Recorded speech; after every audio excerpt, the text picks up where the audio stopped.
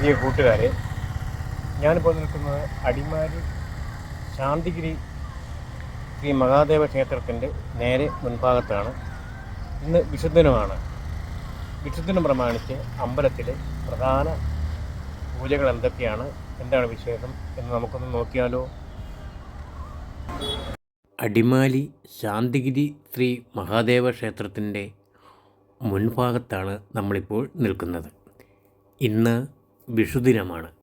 വിഷുദിനം പ്രമാണിച്ച് പുലർച്ചെ മുതൽ ധാരാളം ഭക്തജനങ്ങൾ ക്ഷേത്രത്തിലേക്ക് വന്നുകൊണ്ടേയിരിക്കുന്നു.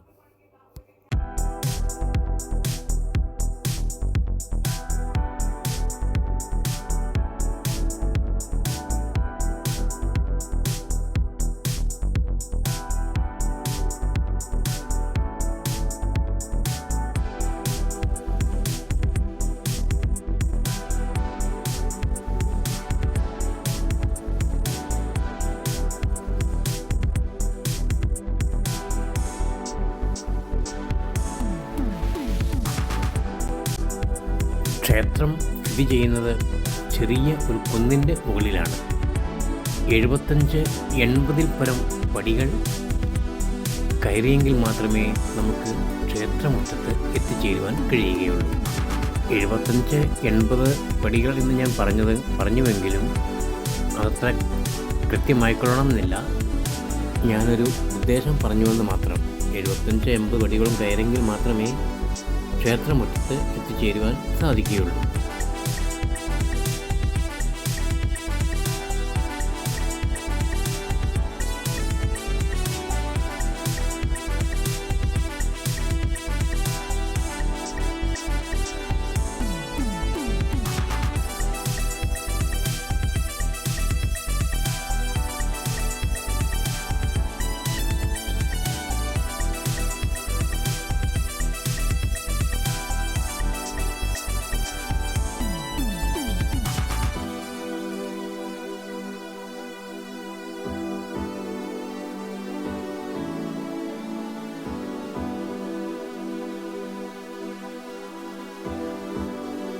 നമ്മുടെ ഇടതുഭാഗത്ത് കാണുന്നതാണ് ക്ഷേത്രത്തിൻ്റെ അന്നദാന മണ്ഡപം.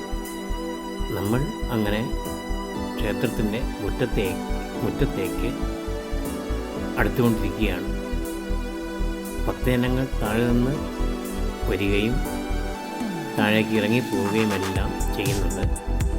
നമുക്ക് ക്ഷേത്രമുറ്റത്തേക്ക് കയറാം.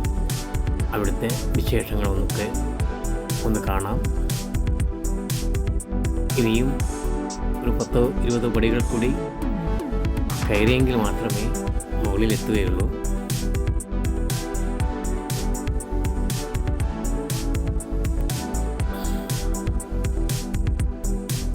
അങ്ങനെ നമ്മൾ ക്ഷേത്രമുറ്റത്തെത്തിച്ചേർന്നു.